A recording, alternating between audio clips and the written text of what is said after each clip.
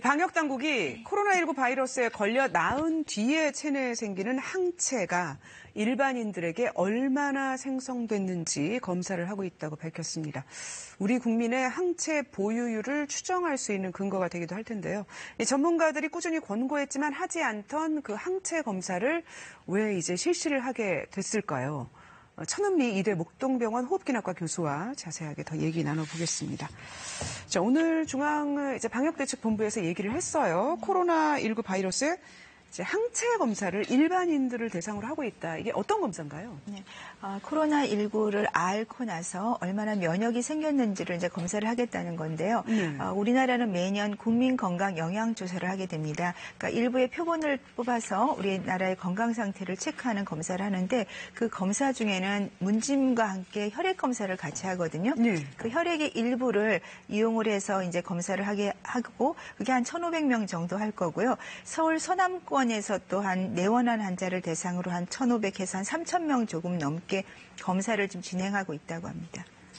사실 표본 비율이 높지는 않지만은 일단 어쨌든 일반인 항체 검사를 시작했다는 것 자체가 좀 의미가 있다고 하죠. 그게 왜 필요하고 또 중요한 건가요? 네, 우리가 코로나19가 새로운 신종 바이러스다 보니까 지금 백신이 없는 상태에서 이 난관을 극복하려고 하다 보니까 집단 면역이 어느 정도 되어 있는지, 그리고 만일에 면역이 되었다면 어떤 쪽에, 어떤 연령에, 어떤 지역에 항체가 많이 형성되었는지도 알 수 있고요. 네. 지금 또 제일 중요한 거는 이 무증상 감염이 코로나19의 특징이다 보니까 감염 경로를 모르는 깜깜이 환자들이 많지 않습니까? 네, 그러한 점도 우리가 파악하는 데 도움이 된다고 생각합니다. 그러니까 이제 사실 최근에 그 깜깜이 감염 환자가 좀 비율이 높아졌다는 게 영향을 미쳤군요. 네, 그렇죠. 네. 감염 경로를 모르기 때문에 우리가 확산 속도를 지금 잡을 수가 없거든요. 그러면 이런 항체 검사를 통해서 어느 부분에서 우리가 조금 방역을 더 할 수 있는지 도움을 줄 수 있을 것 같습니다. 지금 이제 저게 조사 중이라고 나와 있는 게 그 이제 감염 경로 미확인 환자들이라고 봐야겠죠. 저 퍼센티지가 높은 건가요? 11%대가? 네, 초반에 우리가 5% 미만을 목적으로 했기 때문에 10% 이상 되기 때문에 이 상태가 N차 감염을 고려하면 대단히 높다고 생각합니다. 그렇죠. 계속 또 몇 차 이제 3차, 4차 감염이 일어나고 있다는 걸 저희가 맞습니다. 확인하고 있으니까. 간단히 좀 하나 정보 차원에서 확인하고 갈게. 코로나19 걸렸다가 뭐 이제 몸에서 면역이 생겨서 항체가 생겼다. 그럼 이제 코로나19에 더 이상 안 걸리는 건가요? 왜냐하면 변이도 있기 때문에 바이러스에. 네. 최근 연구에서 코로나를 앓은 분들을 검사를 해봤더니 98%가 항체를 다 가지고 있습니다. 그런데 이 코로나 바이러스가 감기 바이러스가 4종이 있어요. 근데 코로나 감기를 앓고 나면 그게 6개월에서 1년이 지나면 항체가 떨어지면서 다시 감기가 걸리는 그런 패턴을 밟고 있는데 이 코로나19는 메르스나 사스 같은 경우는 굉장히 독성이 강하다 보니까 항체 형성이 강하게 되면서 역가도 거의 2년에서 34개월을 유지한다고 되어 있었지만 이 코로나19는 감기 코로나 쪽에 가깝게 독성이 약화되는 그런 상태여서 아마도 빨리 좀 항체가 없어질 거다. 그래서 또 연구를 봤더니 정말로 그 증상이 있는 경우 무증상이 환자를 검사를 비교를 해봤더니요.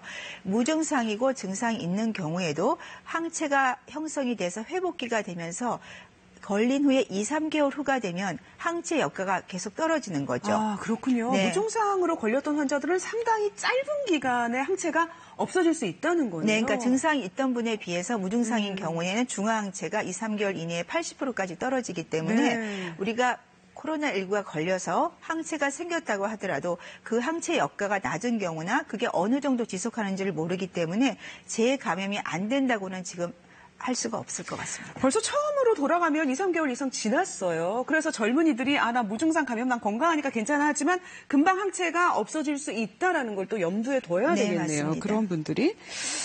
자, 그 첫 번째 부분, 그 집단 면역의 정도를 추정을 해서 이 집단 면역이라고 하면은 어떤 상태를 말하는 건가요? 우리가 예를 들어서 전체 인구의 80% 이상이 면역을 갖고 있으면 그중에 5명에 4명이 항체를 갖고 있기 때문에 나머지 한 사람은 걸리지 않는 거죠. 그러니까 여러 명의 면역을 갖고 있으면 감염되지 않은 분을 보호할 수 있는 그런 이유가 되겠습니다. 네, 80%면은 정말 엄청난 수준인데 왜냐하면은 사실 우리가 지금 이제 코로나19 환자가 많았던 나라들의 항체 보유를 봤을 때 미국이 14%, 심지어 스웨덴 같은 경우에는 우리는 집단 면역 실험을 실제로 하겠다. 조금 뭐 많이 걸리게 해서 다들 그냥 바이러스 생기게 하겠다 했는데도 6%밖에 안 생겨서 사실 집단 면역이 굉장히 어려운 건데요. 집단 면역은 이런 신종 바이러스에서는 대단히 위험한 실험이라고 생각합니다. 네.